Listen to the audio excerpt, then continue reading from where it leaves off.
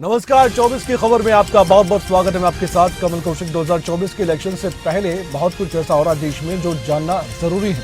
तो चलिए शुरुआत कर लेते हैं 24 की खबर की।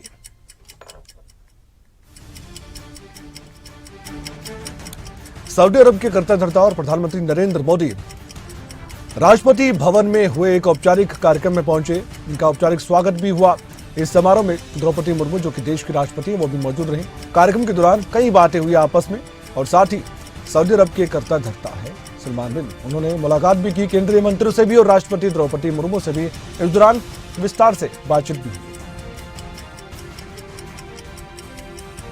हमारे संबंधों में नए और आधुनिक आयाम जोड़ रहे हैं। भारत के लिए सऊदी अरब हमारे सबसे महत्वपूर्ण स्ट्रेटेजिक पार्टनर में से एक है। विश्व की दो बड़ी और तेज गति से बढ़ने वाली अर्थव्यवस्थाओं के रूप में हमारा आपसी सहयोग पूरे क्षेत्र की शांति और स्थिरता के लिए महत्वपूर्ण है।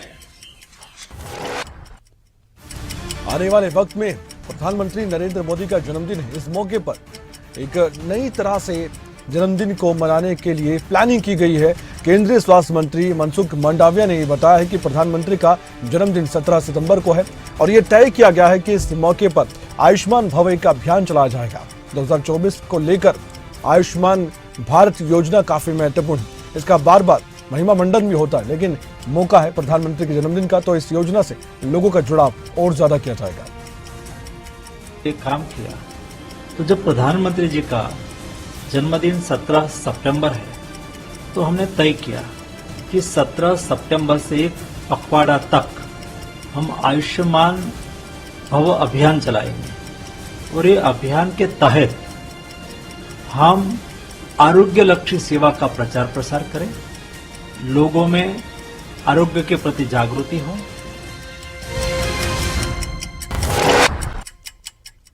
मध्य प्रदेश के सिवनी में केंद्रीय मंत्री अनुराग ठाकुर ने एक बार फिर से G20 पर बात की। भारत में G20 का सफल आयोजन पर देश के लिए एक उपलब्धि उन्होंने इसे बताया है। जब दुनिया में बहुत सारी चुनौतियां हैं, ऐसे में G20 सम्मेलन करवाना और सबको एक मंच पर लाना और सबकी सहमति बनाना, ये पीएम मोदी और उनकी टीम को बधाई देने के योग्य है। भारत में G20 का सफल आयोजन देश की एक बहुत बड़ी उपलब्धि, उस समय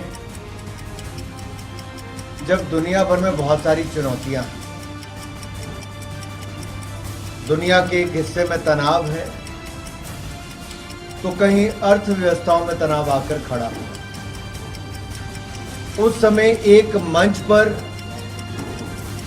20 देशों को एक साथ लाना और सहमति बनाना, ये संभव कोई कर पाया है।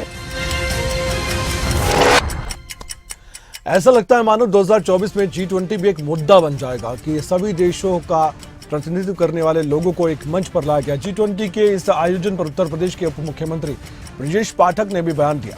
उन्होंने कहा कि प्रधानमंत्री नरेंद्र मोदी ने जिस ढंग से G20 का आयोजन किया, उसकी सभी देशों ने तारीफ भी की है। उन्होंने कहा कि मैं उत्तर प्रदेश की तरफ से भी पीएम मोदी का अभिनंदन करता हूं, और साथ ही आगे कहा कि अच्छा आयोजन हुआ है, जिससे विपक्ष पूरी तरह से डीरेल्ड हो गया है, तो विपक्ष पर निशाना साधा गया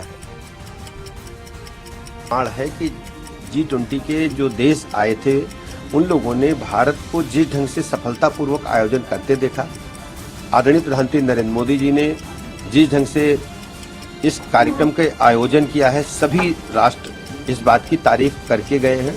मैं उत्तर प्रदेश के 25 करोड़ लोगों की तरफ से आदरणीय प्रधानमंत्री नरेंद्र मोदी जी का बहुत बहुत अभिनंदन करता हूं और आभार प्रकट करता हूं।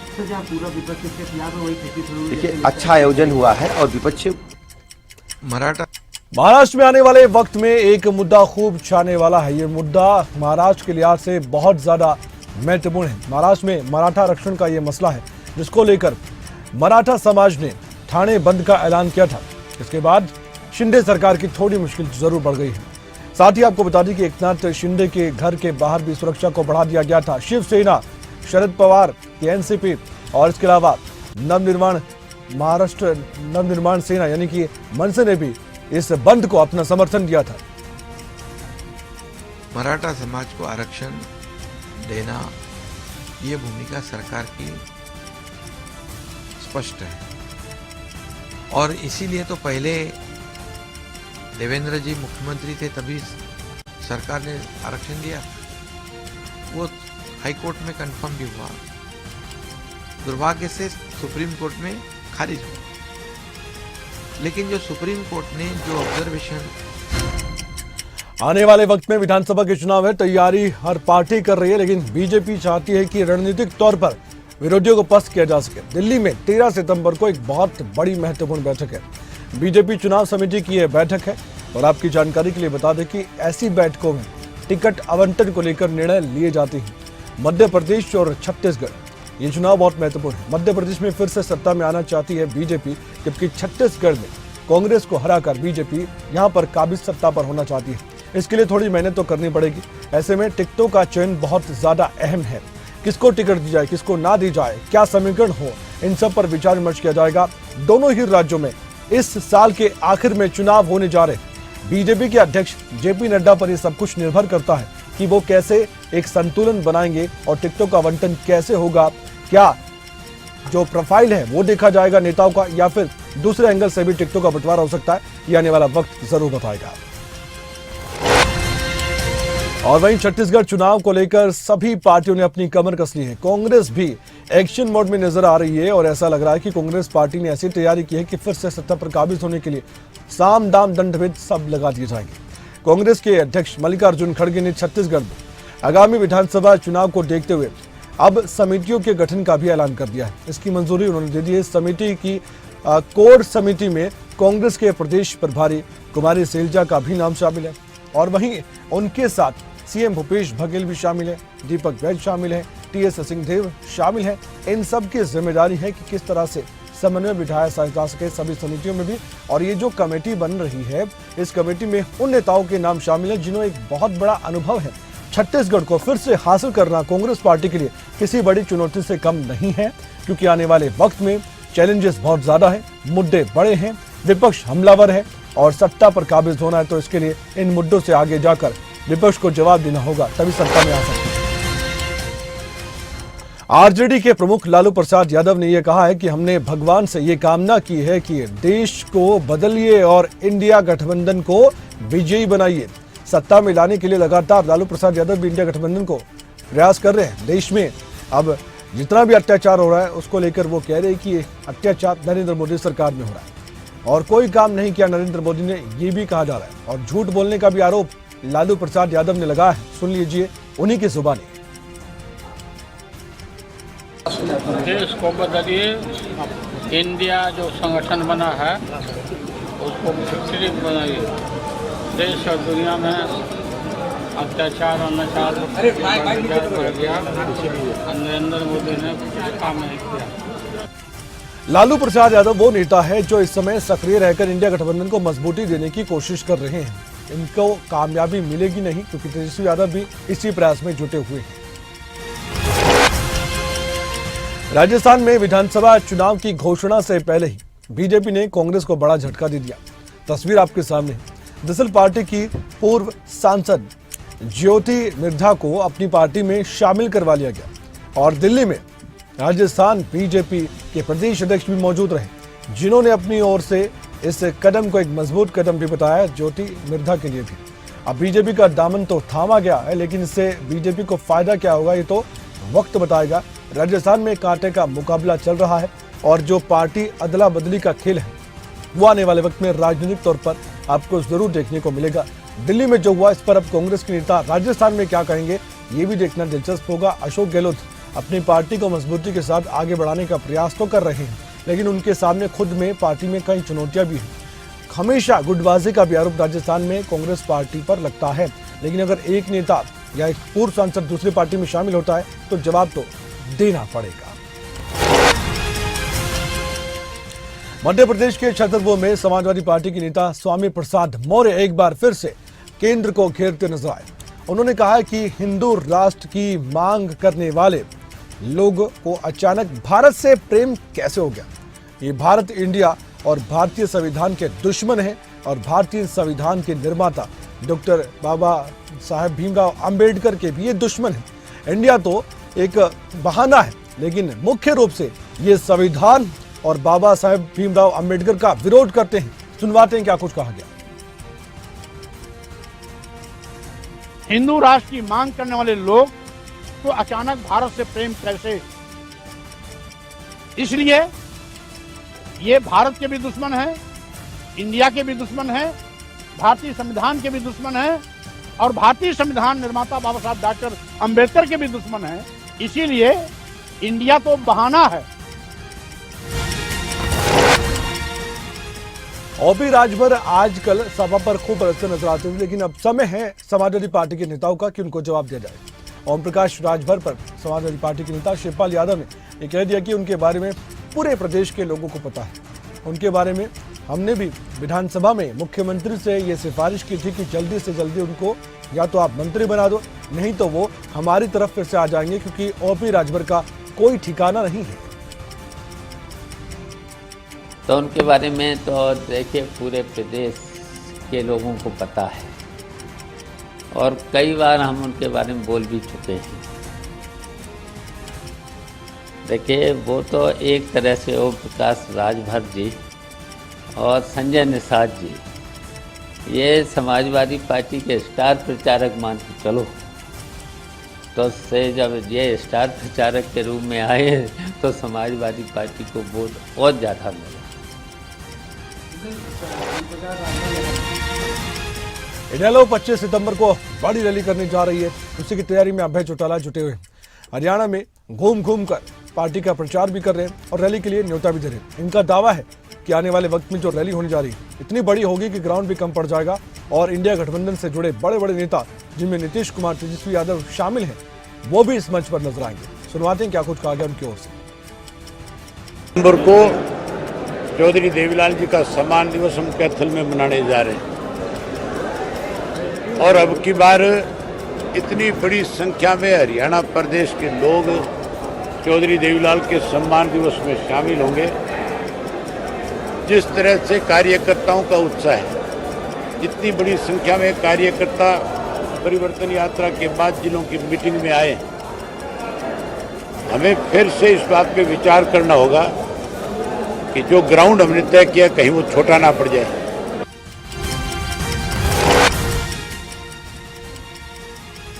हरियाणा में कांग्रेस की गुटबाजी किसी से छिपी नहीं है।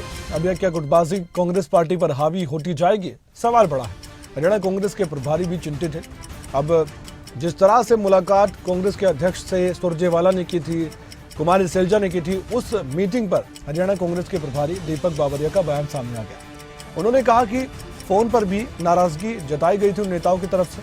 हर लीडर ये चाहता है कि सब उसके मुताबिक हो, लेकिन ये सब कुछ संभव नहीं हो पाता है। दीपक बाबरिया ने साथ ही ये भी अपनी ओर से कहने की कोशिश की, नाराजगी थी तो मुझसे बात कर सकते थे, मुझसे नहीं तो फिर दूसरे नेताओं से बात कर सकते थे। जो नारेबाजी की गई कार्यकर्ताओं की ओर से वो गलत है। भैया वो जो है खड़गे साहब से मिले होंगे, उन्होंने क्या बात रखी मुझको तो नहीं पता है, मगर जो है मैं जो उनका इंटरव्यू वगैरह सब देखा था, उन्होंने फोन से भी उनकी नाराजगी व्यक्त की थी। मैं समझ रहा हूँ। हरियाणा कांग्रेस की गुटबाजी को लेकर लगातार बयान सामने आ रहे हैं, चाहे सत्ता पक्ष के नेता हो या विपक्ष। हरियाणा कांग्रेस की गुटबाजी पर हर कोई तंज कस रहा है, लेकिन इसी पर सवाल पूछा गया था पूर्व मुख्यमंत्री भूपेंद्र सिंह हुड्डा से, और उस दौरान इनके साथ में कांग्रेस के प्रदेश अध्यक्ष उदय भान मौजूद थे, जो ये कहते हैं कि जो नारेबाजी होती है या गुटों में बटे कार्यकर्ता होते हैं वो तो उनका जोश है, क्योंकि आने वाले वक्त में कांग्रेस पार्टी सत्ता में आ रही है। यहाँ पर जन मिलन समारोह था करनाल में, जहाँ पर भूपेंद्र हुड्डा मीडिया से मुखातिब भी हुए थे। उस दौरान सवाल पूछा गया कि कांग्रेस की गुटबाजी पर आप क्या कहें। पूर्व मुख्यमंत्री भूपेंद्र सिंह हुड्डा ने इस पर एक तो ये जवाब दिया कि वो खुद प्रबल दावेदार हैं और कहा कि 2024 में कांग्रेस की सरकार जरूर बनेगी। सबसे पहले उनका ये दावा सुनिए। 2024 में कांग्रेस की सरकार बनेगी। मुख्यमंत्री बात करता, मुख्यमंत्री तो भाई विधायक चुनेंगे, लोग चुनेंगे। हाँ, मैं प्रबल दावेदार हूँ और रहूंगा। 2024 में कांग्रेस की सरकार बनेगी। अब कांग्रेस की गुटबाजी पर बीजेपी के प्रदेश अध्यक्ष ओपी धनखड़ ने खूब बड़ा कटाक्ष किया। कांग्रेस पर निशाना साधा गया और कहा गया कि मोहब्बत की दुकान में नफरत और लात घूसों का प्रसाद मिल रहा है। साथ ही ओपी धनखड़ ने नेता प्रतिपक्ष भूपेंद्र हुड्डा को भी नसीहत देते हुए ये भी कहा कि ये सारी चीज वापस लौट कर आएंगे। हमारे 10 की 10 लोकसभा के अल्पकालीन विस्तारक का अभियान चला हुआ है। अभी मैं फरीदाबाद में हूं और हमारी 8 लोकसभा के ऐसे प्रशिक्षण शिविर पूरे हो गए हैं। 2 के आज शुरू हो रहे हैं, करनाल और सोनीपत में अभी मैं। तो बीजेपी के प्रदेश अध्यक्ष ओपी धनखड़ पहले ही ये बात कह चुके हैं कि कांग्रेस पार्टी में गुटबाजी उन पर ही हावी है और ये उनके लिए मुसीबतें बन सकती है। आने वाला वक्त बताएगा कि कांग्रेस पार्टी इस पर क्या प्रतिक्रिया देती है। अब बीजेपी जेजेपी गठबंधन पर नेता प्रतिपक्ष भी कहां मौका चूकते हैं निशाना साधने का। भूपेंद्र हुड्डा ने कह दिया कि ये स्वार्थ का गठबंधन है, लेकिन अब जनता ने दोनों को पार लगाने का मन बना लिया है और इनके रोज अलग अलग बयान भी सामने आते हैं। इसी पर तंज भी कसा और भूपेंद्र हुड्डा ने ये कहने की कोशिश भी की कि चुनाव से पहले ये कैसे अलग अलग हुआ करते थे, एक दूसरे के खिलाफ बयानबाजी करते थे, लेकिन आज क्या हो रहा है, आज ये स्वार्थ के लिए गठबंधन में आ गए। सुनिए उनका बयान। चुनाव से पहले क्या था, एक कहता 75 पार करेंगे, दूसरा कहता है तुम यमुना पार करो। लोगों ने मन बना लिया दोनों को पार करेंगे। गठबंधन क्या है? स्वार्थ का गठबंधन है, कोई नीतियों पर आधारित नहीं है गठबंधन। ये तो स्वार्थ में इनका गठबंधन है। रोज अलग अलग बयान आते हैं, कोई कहता हम 10 की 10 हम चुनाव लड़ेंगे, कोई कहा 3 लड़ेंगे, 2 लड़ेंगे, ऐसे कर देते हैं।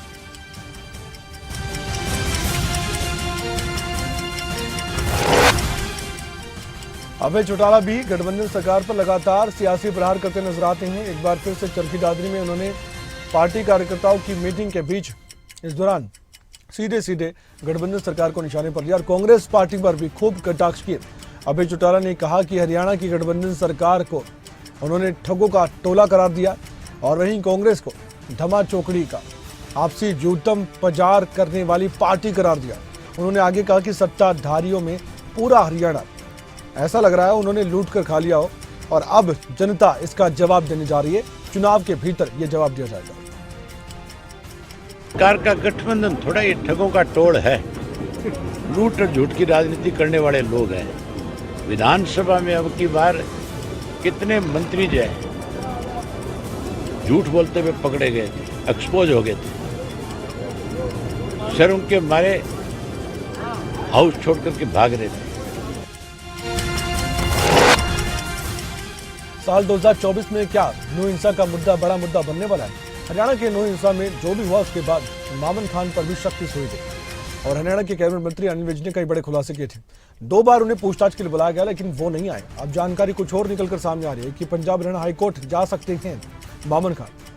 विधायक मोहम्मद इलियास ने इस बात के बारे में जानकारी प्रेस कॉन्फ्रेंस के माध्यम से देने का प्रयास किया। उन्होंने कहा कि मामन खान इंजीनियर की ओर से Punjab and Haryana high court में याचिका दायर की जा सकती है।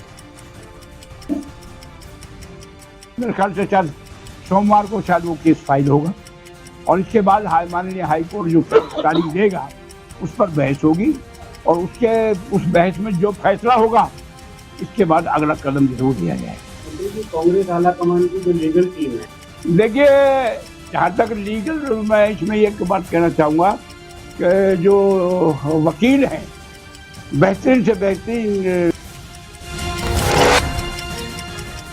किसानों पर हरियाणा में खूब राजनीति होती है। हरियाणा के कृषि मंत्री जेपी दलाल जानते हैं कि विपक्ष कोई ना कोई मुद्दा तो उठा लेगा, उससे पहले वो जवाब दे देते हैं।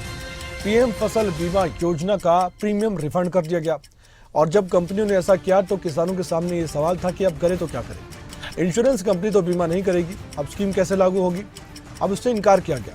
रिफंड वापस आ जाएगा उसकी चिंता नहीं है, लेकिन अब हरियाणा सरकार ने इस पर मंथन किया। कृषि मंत्री जेपी दलाल ने कहा है कि हमने ये फैसला किया है कि अगर कंपनी प्रधानमंत्री फसल बीमा योजना के तहत बीमा करेगी तो कोई दिक्कत नहीं, अगर नहीं भी करेगी किसानों को घबराने की जरूरत नहीं है। हरियाणा सरकार इस पर जरूर विचार करेगी। हरियाणा की बीमा कंपनियों के लिए 3 क्लस्टर बने हुए हैं।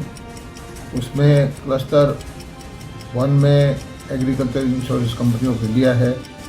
2 को भी उसने अलॉट किया था, लेकिन वहाँ पर कोर्ट की वजह से जो है वो उसको उसके काम करने से मना कर दिया। बीजेपी के नेता मिशन 2024 में लगातार जुटे हुए मुंशी शर्मा की बात करें तो वो भी अपने अपने विधानसभा क्षेत्रों के मुताबिक काम करने की कोशिश में सबसे आगे दिखाई दे रहे हैं। हरियाणा में 2024 में चुनाव फिर से लड़ने का सपना तो हर कोई देखता है। परिवहन मंत्री अपनी ओर से अब कोशिश कर रहे हैं कि वो विकास कार्यों की झड़ी लगा दे। इसी कड़ी में हरियाणा के परिवहन मंत्री मुंशी शर्मा बल्लभगढ़ पहुंचे थे और यहाँ पर उन्होंने अम्बेडकर चौक पर बनाए गए ऑडिटोरियम का भी निरीक्षण किया और साथ ही उन्होंने बल्लभगढ़ वासियों को कई सौगातें दी। पर गुर्जर जी ने हमने 2.5 करोड़ की लागत से जाजरू रोड और मलेना रोड दोनों का उद्घाटन आज 2.5 करोड़ की लागत से रोड बनेगी पीडब्ल्यूडी अंडर से। उनकी जल्दी से जल्दी हम 4 महीने में लोगों को समर्पित करने का काम करेंगे और जो ऑडिटोरियम का काम है ये भी डिपॉजिट पर है और डिपॉजिट पीडब्ल्यूडी अंडर इसको बनाएगा और मुख्यमंत्री जी ने इसके लिए हमें जो पैसे दिए।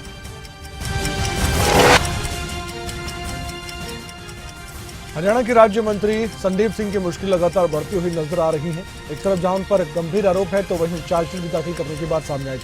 इसी पर राजनीतिक बयानबाजी भी खूब हो रही है। एक बार फिर से हरियाणा के पूर्व मुख्यमंत्री भूपेंद्र सिंह हुड्डा ने इस मुद्दे को सबके सामने उठाया। दरअसल भूपेंद्र सिंह हुड्डा ने संदीप सिंह से इस्तीफे की डिमांड की। आगे कहा कि मुख्यमंत्री मनोहर लाल को भी उनसे इस्तीफा ले लेना चाहिए। अगर संदीप सिंह देते तो ठीक है, वरना मुख्यमंत्री मनोहर लाल को आगे आकर उनसे नैतिकता के तौर पर इस्तीफा मांग लेना चाहिए। ये मुद्दा विपक्ष ने खूब उठाया था। ठीक हो तो उनका काम है कानून का, लेकिन मैं पहले भी कह चुका हूँ कि मॉरल ग्राउंड्स पे अब चार्जशीट भी है, गंभीर चार्ज है, उनको इस्तीफा दे देना चाहिए स्वयं, और वो नहीं देते हैं तो मुख्यमंत्री को उनका इस्तीफा ले लेना चाहिए। अब देखने वाली बात है कि क्या संदीप सिंह इस पर प्रतिक्रिया देंगे या हरियाणा के मुख्यमंत्री। हरियाणा में अलग अलग मुद्दे हैं। शिक्षा का मुद्दा भी बड़ा है और शिक्षा का स्तर सुधारने के लिए प्रयास भी किए जा रहे हैं। इंफ्रास्ट्रक्चर कैसे बेहतर हो इस पर भी काम किया जा रहा है। 2024 में शिक्षा का मुद्दा तो जाहिर तौर पर उठेगा ही उठेगा। जिम्मेदारी है स्कूल शिक्षा मंत्री कौरपाल गुर्जर के कंधों पर। उन्होंने एक बार फिर से यह दावा किया है कि इंफ्रास्ट्रक्चर और बेहतर किया जा रहा है। जल्द ही इंफ्रास्ट्रक्चर की दिशा में प्रदेश के स्कूलों में बहुत बड़ा बदलाव देखने को मिलेगा, ये दावा किया गया। स्कूल की बड़ी भारी प्रॉब्लम थी और काफ़ी टाइम से मेरे पास वहाँ के कुछ लोग आए थे। हालांकि स्कूल तो था लेकिन वो थोड़ा क्रॉस करके जाना पड़ता था, बच्चों को थोड़ा दूर भी था। तो वहाँ लगभग 83 लाख रुपए खर्च करके हमने जो प्राइमरी स्कूल है वहाँ पर बनवाया और उसमें सारी सुविधाएँ हैं, उसमें डेस्क भी है, सब कुछ है। बहुत अच्छी बिल्डिंग वहाँ बन के तैयार है। देखिए उसमें हमने सारे के सारे जो स्कूलों में हमने कुछ नियम बनाए थे। 6 चीज़ें हमने हर स्कूल के लिए कंपलसरी कर दी। जैसे उसका रास्ता है, 4 दीवारी है, उसकी पीने का पानी है, शौचालय है, ड्यूल टैक्स है, उसका ग्राउंड है। हिमाचल बीजेपी के महामंत्री त्रिलोक कपूर ने हमीरपुर में प्रेस कॉन्फ्रेंस की और साथ ही कांग्रेस सरकार पर जमकर निशाना साधा, कटाक्ष किया। उन्होंने कहा कि आने वाले लोकसभा चुनाव में जब कांग्रेसी वोट मांगने आए तब जनता गोबर साथ में रखे। गारंटी के मुताबिक कांग्रेस सरकार ने अभी तक गोबर की खरीद शुरू नहीं की। जनता से छल किया और हमने कहा है हिमाचल प्रदेश के किसानों को कि गोबर कब खरीदेंगे, इसकी संभावना बहुत कम है, लेकिन उस गोबर को आपने संभाल के रखना। लोकसभा चुनाव में वो गोबर काम आएगा। जब ये लोग वोट मांगने आएंगे तब उस गोबर को आपने अपने साथ रखना है कि जब हिमाचल प्रदेश में 9 और 10 तारीख के बीच में प्राकृतिक वो आपदा आई तो सबसे पहले देश के प्रधानमंत्री, फिर पार्टी के राष्ट्रीय अध्यक्ष, फिर केंद्रीय गृह मंत्री ने प्रदेश के मुख्यमंत्री से संपर्क किया और उनको ये विश्वास दिलाया। 24 की खबर में आज के लिए इतना ही। अपना ख्याल रखिए, देखते रहिए खबरें अभी तक। नमस्कार।